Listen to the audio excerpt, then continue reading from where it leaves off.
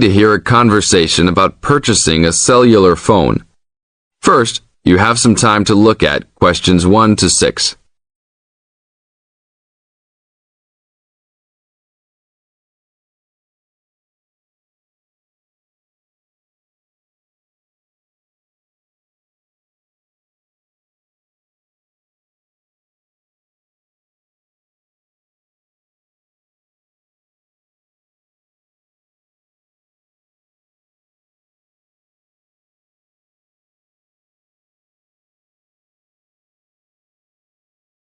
Now listen to the tape and answer questions 1 to 6.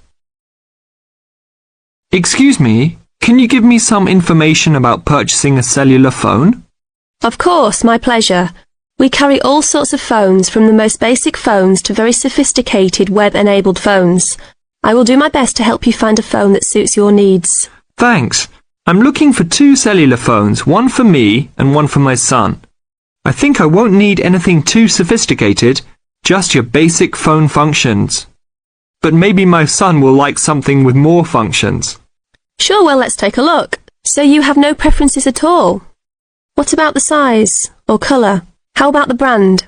Well, I don't really care what brand the cell phone is, but I guess I don't want anything that's too big or too small. I want a phone that can fit nicely in my hand and in my pocket.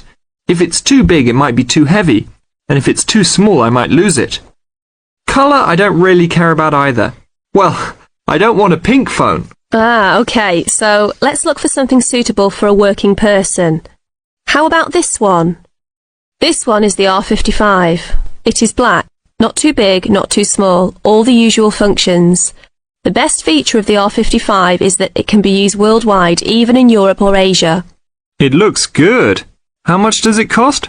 It is only $100. If you sign up for a calling plan, then we will give you a $50 discount on the phone. How old is this model, though? I don't want anything that's too old. This model was introduced into the market about 3 years ago, so it is a bit older, but be assured it will still work fine. Well, I think I still want something not as old. How about from last year? Any good phones from around that time? Yes, there are some. How about this one? It's the new model of the phone you just looked at, called the W55. Most of the features are the same. There are some new features on the W55 though. The battery will last up to 2 days longer, and the overall weight of the phone is lighter. How much is this one? This is selling for $150. If you purchase it along with a phone plan, then it will be only $100. Okay, I think I'll take this one. Now, I need to pick up a phone for my son. I think he'll want something more trendy, so how about a new model for him? Nothing too extravagant or expensive, though. This right here is the newest offering from the leading company in the cellular phone business. The phone is called the Rocket. It is well suited for teenage users. Among the teen-friendly features are 10 songs to choose from, a free messaging system that allows friends to send text to each other, and voice recognition dialing. The thing most younger users like about the Rocket is that it has a screen that changes colours. All this for only $100 with a purchase of a 1-year phone plan.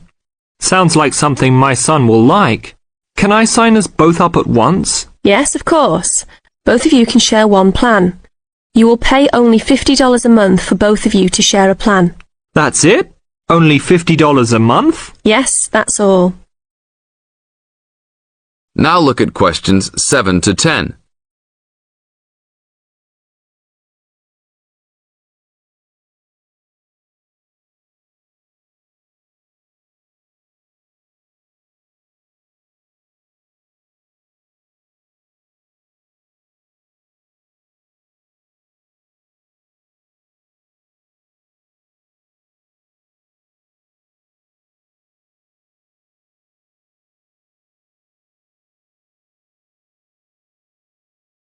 Now listen to the tape and answer questions 7 to 10. Okay, I will need your information. Name and address, please. Richard Derek Jones. What's your profession? I'm an engineer. Address, please. 322 First Street, San Francisco, California. And phone number, please. 621-360 7601. Oh, sorry, that's the wrong number. 621-360-7610. How many phones do you want activated onto your plan? 2 for now. Thank you very much. Your phones will be ready in a minute. That is the end of part 1. You now have half a minute to check your answers.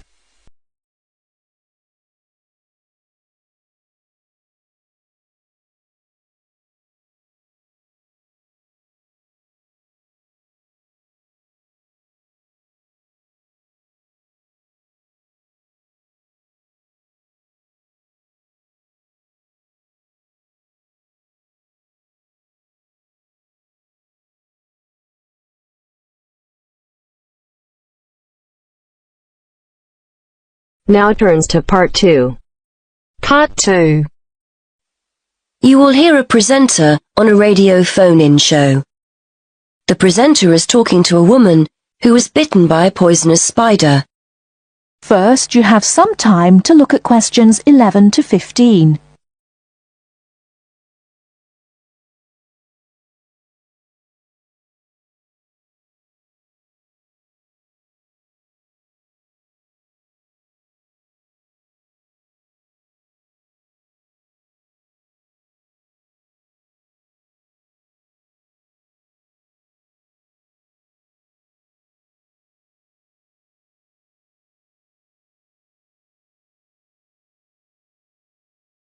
Now, listen carefully and answer questions 11 to 15.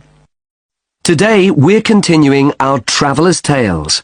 On the line we have Amanda Toddington, who had quite a nasty experience in Australia last year. Isn't that right, Amanda? Yes. My husband and I were on holiday and we were staying at a friend's house on the coast near Brisbane. It was towards the end of the holiday and I was about to go into the garden and enjoy my breakfast. I walked out into the kitchen, slid my left foot into my shoe and felt a tiny sting. It was pretty painless, but I shook the shoe off my foot and saw this tiny spider running out as the shoe hit the wall. Anyway, not being an expert, I presumed the worst, that I'd been bitten by something that was going to kill me, and I completely lost control. I don't think I've ever screamed so much in all my life. We'd been told beforehand to always check our shoes before putting them on, as it's a common way to get bitten. So I suppose it was my own fault, really. So what was it that had bitten you?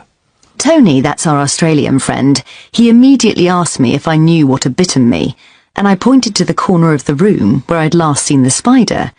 He picked up a jar and found the creature in the corner where the shoe had hit the floor. "It's a redback," he said, and he gently placed the jar over the spider. The funny thing was, we'd been talking about some of the creatures we needed to be careful of a few days previously, and as he said the name redback, the conversation came flooding back to me. In particular, the fact that the bite can be extremely painful.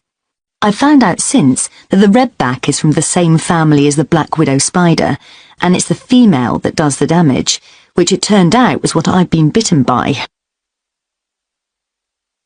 You must have been absolutely petrified. You can say that again. I remember feeling quite confused. I wasn't in a great deal of pain to begin with, and yet I could see from our friends' faces that they were concerned. Tony explained that the venom or poison of the bite spreads quite slowly, so the pain doesn't feel too bad at first.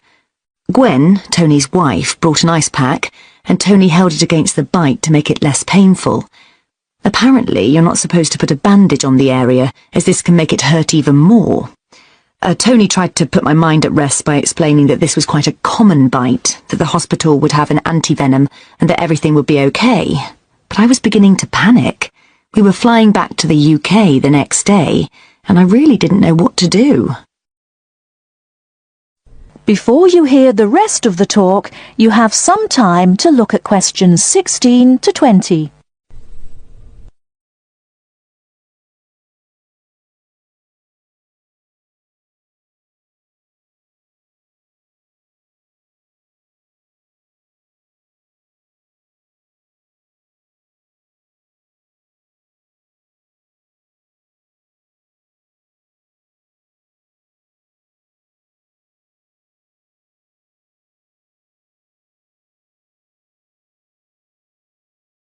Now listen and answer questions 16 to 20.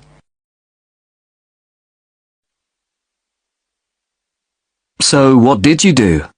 Well, Tony phoned the doctor, who told him to check my symptoms for the next hour or two. As time went on, the pain became very intense, from my foot right up to my knee. My husband was on the internet and was reading out the possible symptoms. I wasn't feeling sick, and I hadn't yet developed a fever, but I had a terrible headache, and my foot was beginning to swell up. At this point, Tony decided to take me to the local hospital to be on the safe side. I really didn't want to go, as I had visions of being kept in for days and all our plans being spoilt. But Tony and my husband insisted. When we got to the hospital, I was relieved to see how casual everyone was when Tony explained I'd been bitten by a red-back spider. They told me to take a seat and got on with their work. And did you receive any treatment? By the time I got to see a doctor, the pain was very intense indeed, and I was getting quite upset. The doctor decided to give me a dose of an antivenom, which he assured me would eventually deal with the problem. Unfortunately, he also explained that it wouldn't have an immediate effect and the symptoms might last for several days. But the story has a happy ending. My husband managed to book us onto another plane 1 week later. And even better news was that the symptoms of the bite finally cleared up after about 24 hours. Within a couple of days, I was back to normal again. So thanks to the spider, we managed to extend our holiday by a week. That is the end of part 2. You now have half a minute to check your answers.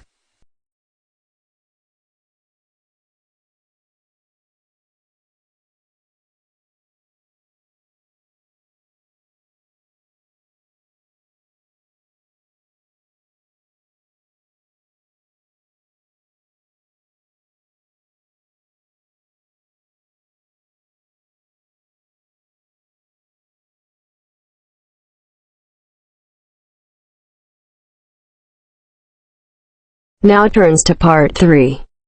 Part 3. You will hear two students talking about a class assignment about wild bird rescue and rehabilitation. First, you have some time to look at questions 21 to 25.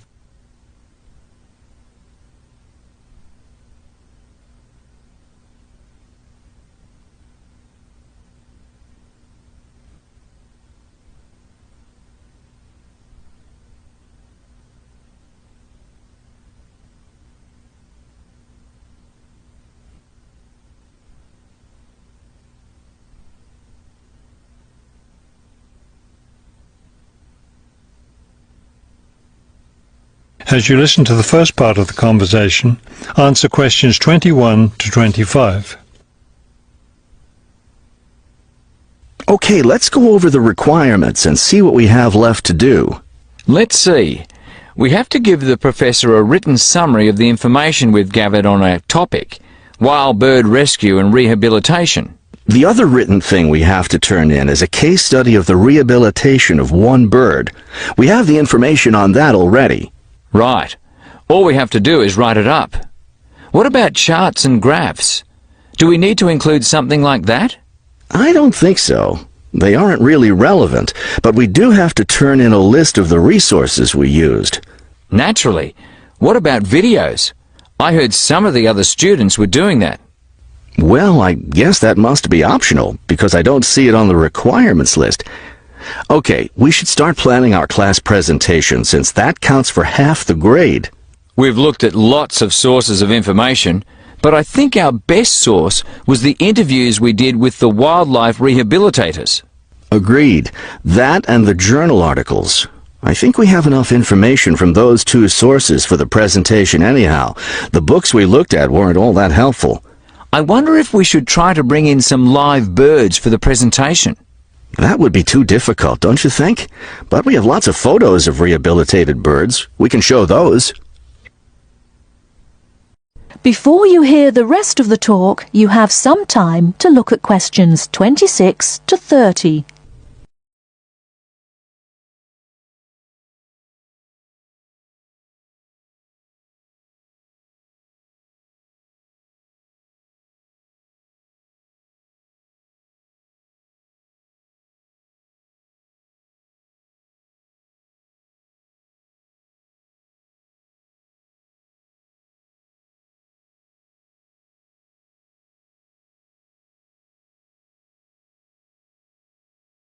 Now listen and answer questions 26 to 30.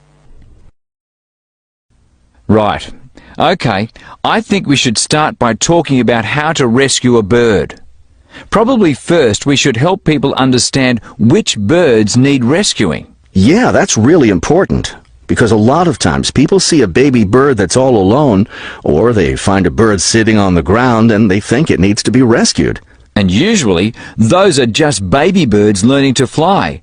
So we should emphasize that people should only attempt to rescue a bird that's clearly injured. For certain kinds of birds, the rescuer needs to wear protective gloves, because some of those birds have sharp claws and can tear your shirt, or worse, injure your face or some other part of your body. Yes, that's an important point. OK, next, let's tell people to put the injured bird in a box with good air circulation. We should let them know that a cage isn't necessary, and a bag, especially a plastic one, could hurt the bird more. Another thing we need to say is that the best way to help the bird stay calm is not by petting it or talking to it, but by leaving it completely alone. Then people should take the bird to the bird rescue center as soon as possible. Right.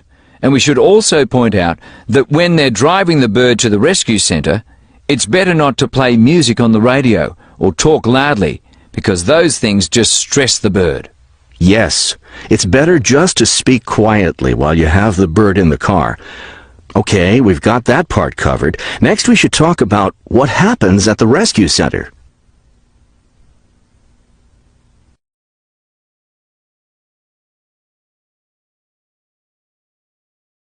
That is the end of part 3.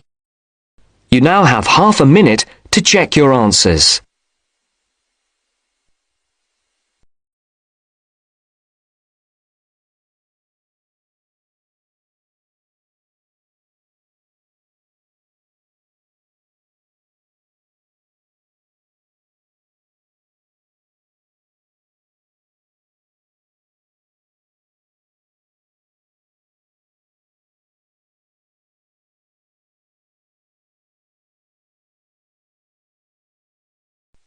Section 4.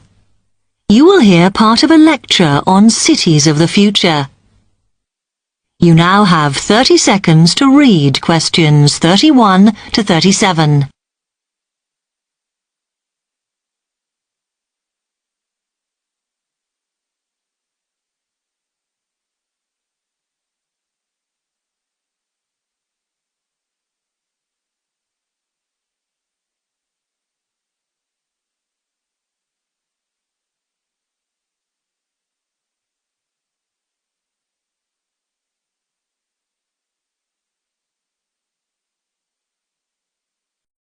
Listen carefully and answer questions 31 to 37. Okay, we've been looking at how societies will develop in the future and at the increase in the size of cities. So I want to talk to you today about the key considerations in these cities of the future.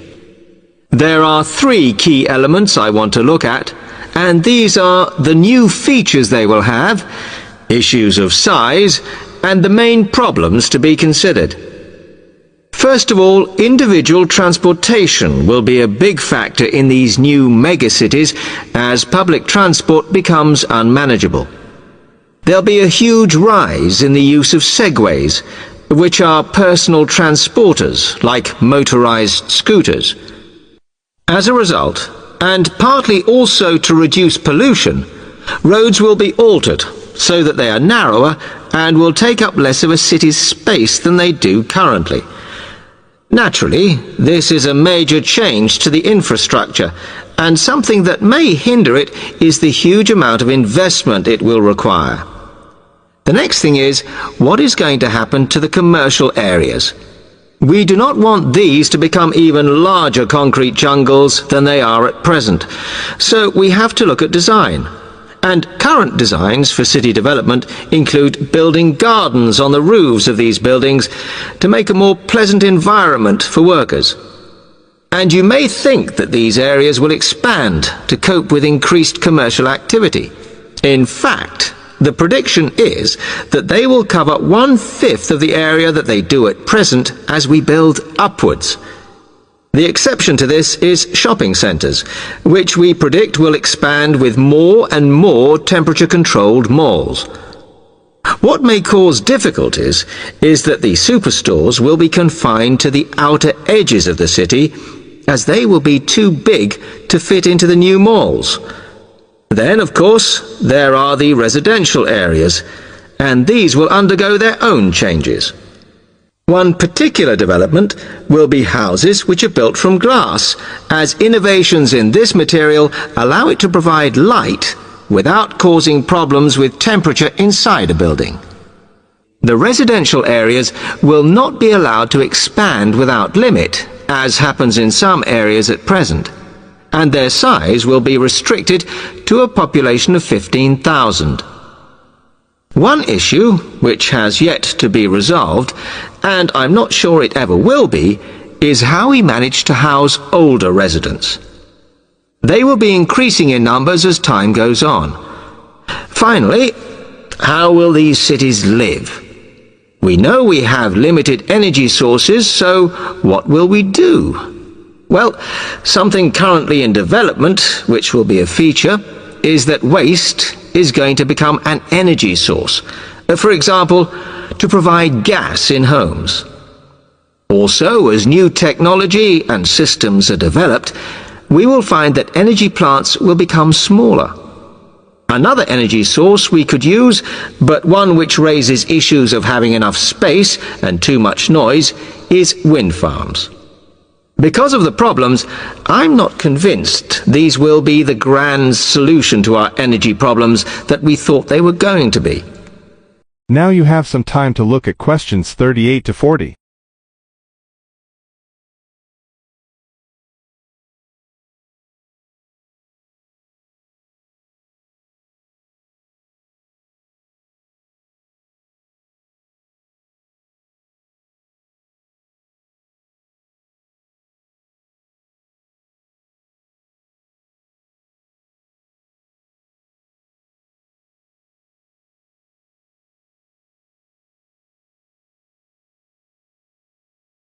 Now listen carefully and answer questions 38 to 40. Now, moving on to looking at the social aspect of cities, we need to look at housing and how people will live. Cities currently have flats in the centre, populated by single people and wealthier residents, and families tend to move to the outskirts. In the future, the centre of cities will see a dramatic change. We will see many more examples of cooperative buildings. This is where people join together to form a company that owns the building they live in. And despite continuing shortages, there will also be a rise in the provision of retirement homes in city centres, so that the elderly can have easy access to hospitals and shops. Recently, we have seen a levelling off in the growth of private housing, and I think that will not change. But we are likely to see more social housing, as far fewer people will be able to afford to own their own homes. Okay, now, if anybody has any... That is the end of section 4. You now have half a minute to check your answers.